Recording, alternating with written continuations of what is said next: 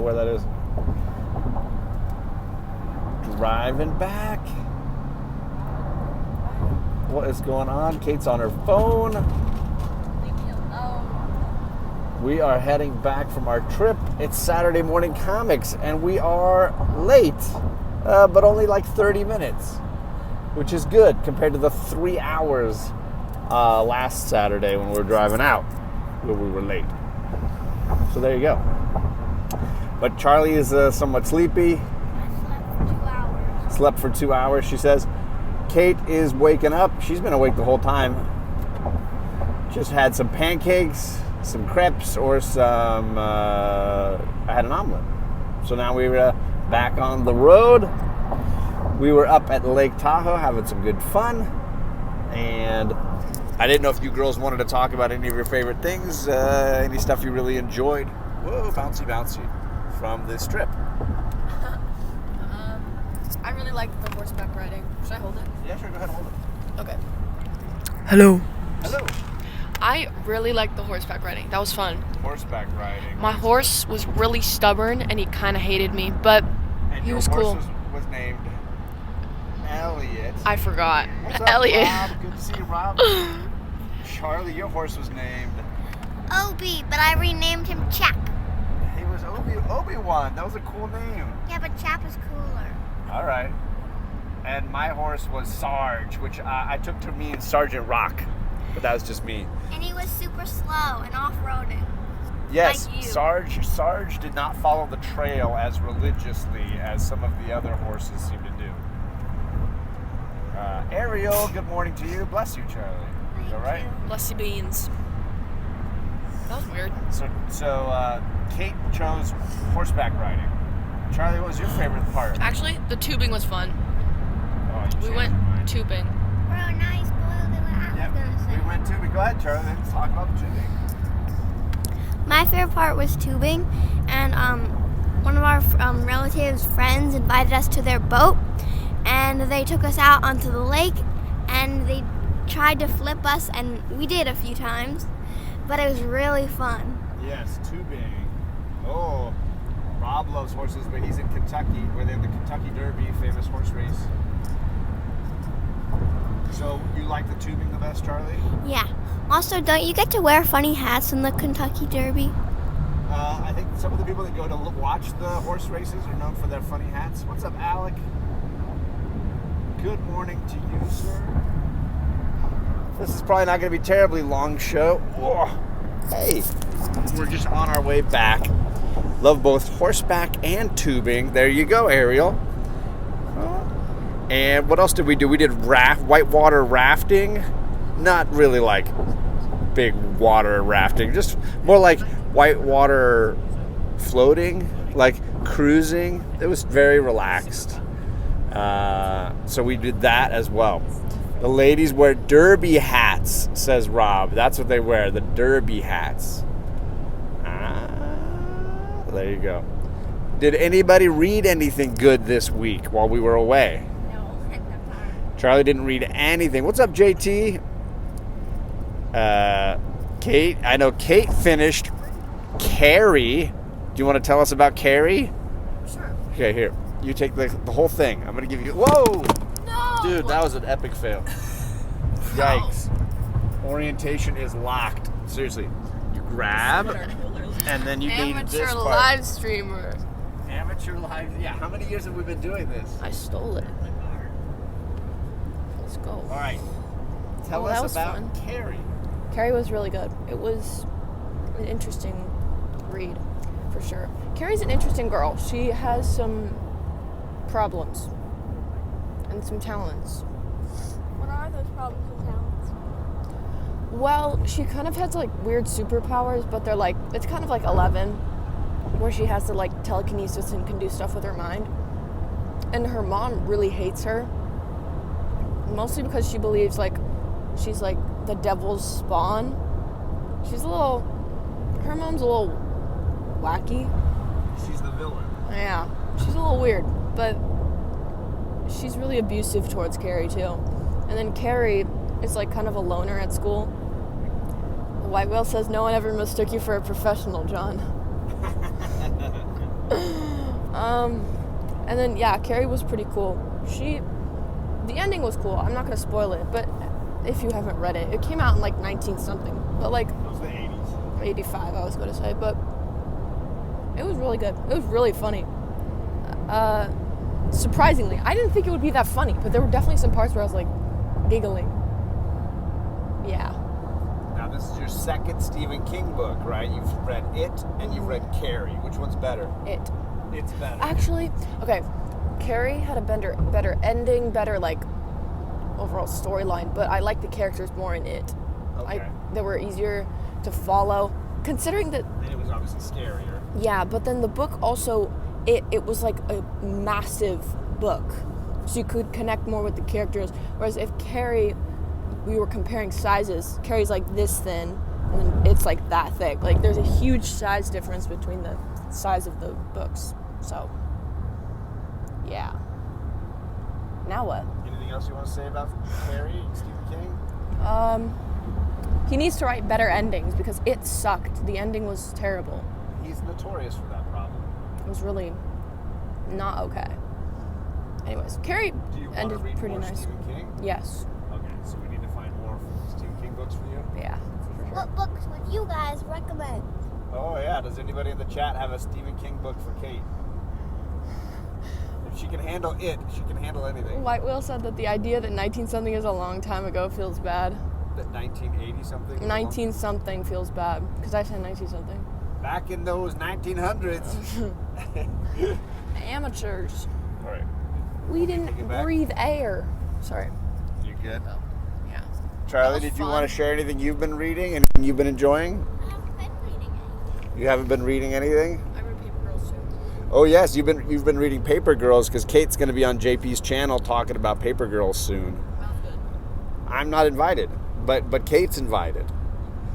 So she's way better than I am, as you all know.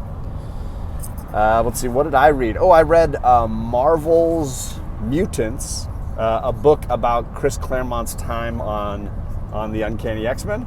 That was very fascinating, and I learned some cool things that I didn't really know about that era and what went on as far as people in charge at Marvel at the time.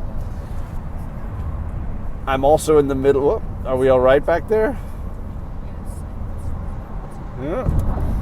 Car ride fun. I'm also in the middle of a book called The Greatest Beer Run Ever by a man named John Donahue. It's a nonfiction, so it's a true story of a guy who went by the name of Chicky, but John Donahue was a merchant marine and a former marine from Vietnam who, while the war was still going, went back to Vietnam to deliver American beer to his friends and neighborhood cronies from New York. So he hopped on a vessel sailing to Vietnam and then snuck off that boat basically in Vietnam and was there through some of the more big events in the history of the war in Vietnam. Is it a true story? It's a true story.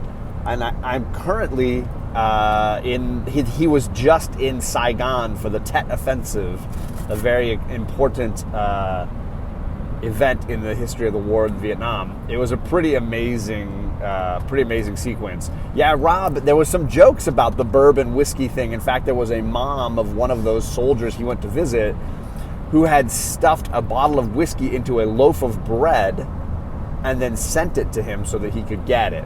So her son got a bottle of whiskey, but several of them joked that they wanted something other than beer. And he had specifically bought like a case or 2 cases of like local New York beers to bring along so that he could give them. They were obviously super warm by the time he gave them to everybody, but everyone was very appreciative of this fact that he just took off. He just basically went AWOL from the Merchant Marine and was kind of like hitchhiking rides all through Vietnam. He went up to the demilitarized zone and then all the way back down. It was pretty amazing. And the book does a really good job of not necessarily highlighting John Donahue, but all the people he meets and their life stories and what they were doing in Vietnam and how they got there. I'm hopeful that the movie that they're making and I can't remember who they've cast as the lead guy, but they've already cast him. I hope the movie is just as interesting. Ooh, they're saying that you should read The Shining, Kate. She's nodding. She's interested. That one is definitely scary. Scary. So that might be the one to try.